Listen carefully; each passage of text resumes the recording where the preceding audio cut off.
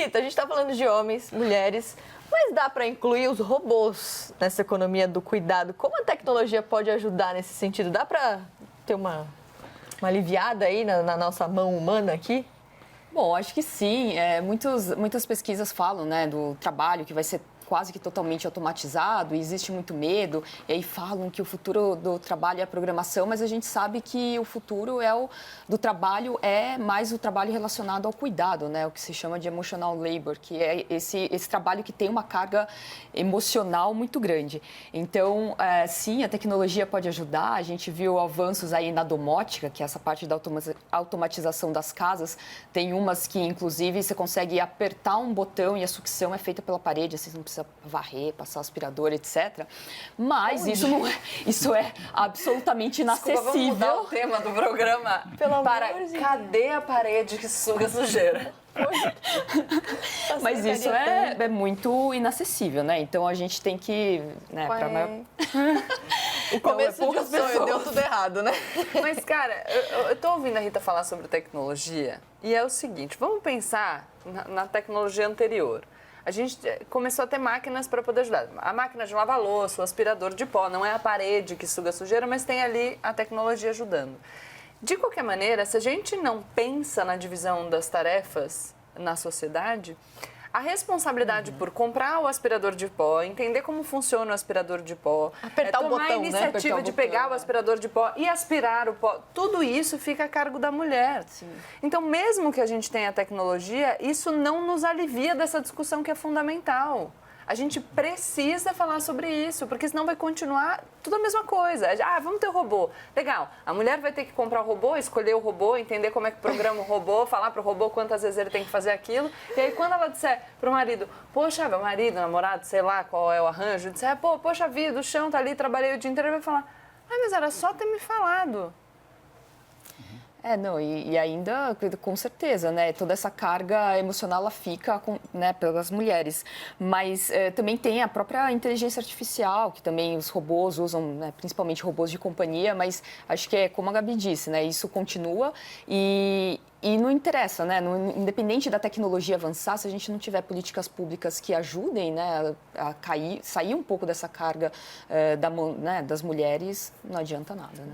E acho que existe uma questão importante. Tem robozinho que fica pela casa andando, é acessível, entre aspas, mas ele ainda não se limpa. Ele não é autolimpante. Quando tiver o robô que vá sozinho até o lixo e bata o seu depósito e volte, aí nós teremos um pouquinho mais. E uma outra questão, no terceiro mundo onde nós estamos, ainda é muito mais barato contratar pessoas do que máquinas. E isso vai permanecer, como eu vi na Índia, quer dizer, a quantidade de garçons que tem na Índia num restaurante é maior do que na Europa, porque a mão de obra ainda é muito barata. Então, como lembrou a Gabriela, não importa, eu posso fazer um robô ou um velho esfregão tradicional. A responsabilidade continua feminina. Então, não importa, o seu aspirador usa água, é de último tipo, custa uma fortuna, ele continua precisando de mão de obra.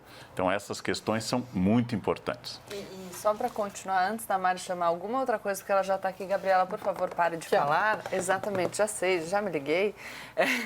Tem a questão do cuidado com os filhos. Né? Claro. A gente já falou em diversas oportunidades o quão importante é esse contato humano, a gente não consegue. O Karnal já trouxe a problematização da contratação da mão de obra humana em países de terceiro mundo, pontuado. Mas ainda que a gente tivesse um maior acesso à tecnologia, não dá para substituir. E aí vai ficar também só sobre a mulher essa obrigação de cuidar dos filhos? Isso é uma coisa que a gente precisa pensar. Muita coisa para a gente conversar, para refletir hoje. Agora, para todo mundo ficar na mesma página, a gente vem falando aqui, né? Economia do cuidado. O que significa a economia do cuidado? Quem ajuda a gente a entender isso é a Maíra Ligori. Ela é diretora da Think Olga, uma organização de inovação social para criar impactos positivos na vida das mulheres. Olha só.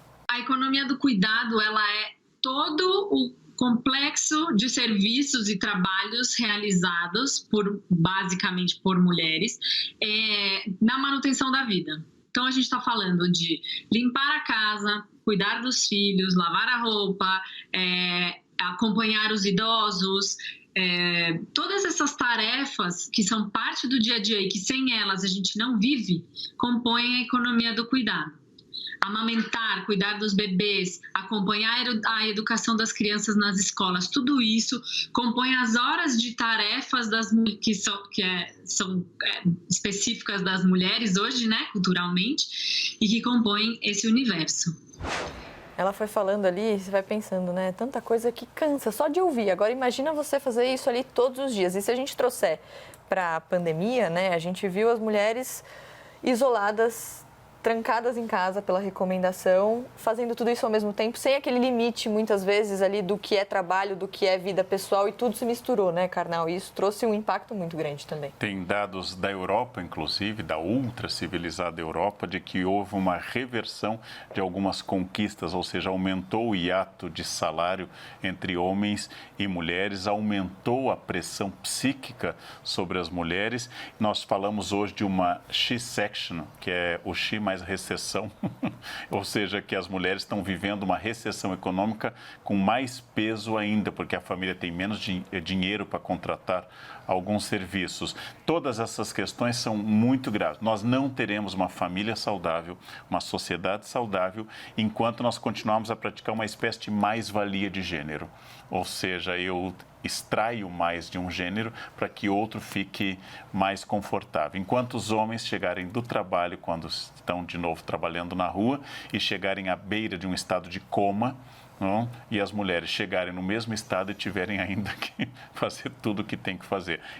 Não dá para levar uma sociedade assim. E é sempre bom pontuar que nas mulheres ainda existem perfis totalmente diferentes. Então, quando a gente fala da pandemia, a mulher que trabalha dentro de casa é uma mulher extremamente privilegiada num sentido desse, claro. né? Então, se você tem uma mulher que precisa sair para trabalhar, que muitas vezes é mãe solteira, ela equilibra muito mais pratinhos ali todos os dias, né, Gabi? Lógico.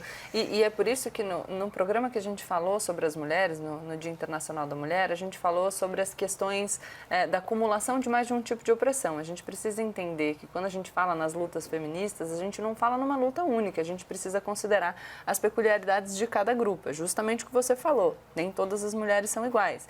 E me referindo, e enfrentam as mesmas batalhas. Me referindo também a esse programa, o Karnal falou uma coisa muito interessante, que eu acho que conversa com o nosso tema de hoje, que é, a gente fala muito sobre a mulher poder trabalhar e a importância que tem a mulher buscar a sua profissão, a satisfação pessoal.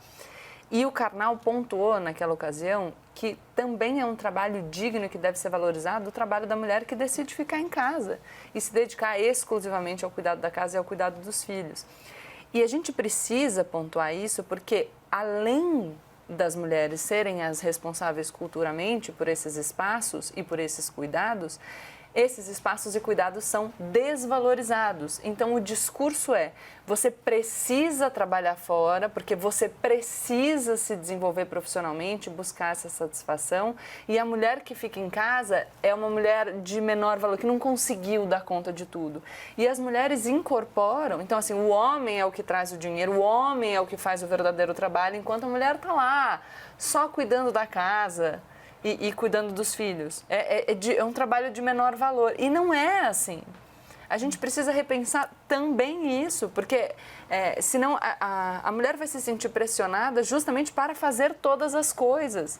E a gente glamoriza isso. Não, eu sou uma super mulher, a mulher, né? Super heroína, dá conta de tudo. Então, ela consegue fazer o trabalho tido como secundário, que é o cuidado da casa, o cuidado com os filhos, o cuidado com os idosos, e também sair para trabalhar e ser bem desenvolvida. A gente precisa ressignificar tudo isso. E muitas vezes a mulher que escolhe ficar em casa, que está ali cuidando das tarefas domésticas, quando ela vai falar para alguém que ela faz isso, ela já fala se justificando. Exato. Então... Mas olha, é um trabalho, viu?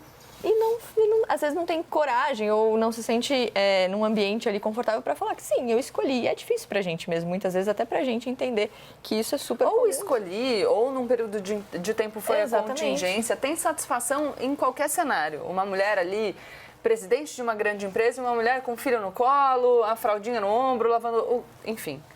Claro que a gente precisa construir condições materiais para que isso seja cada vez mais uma escolha e não uma necessidade.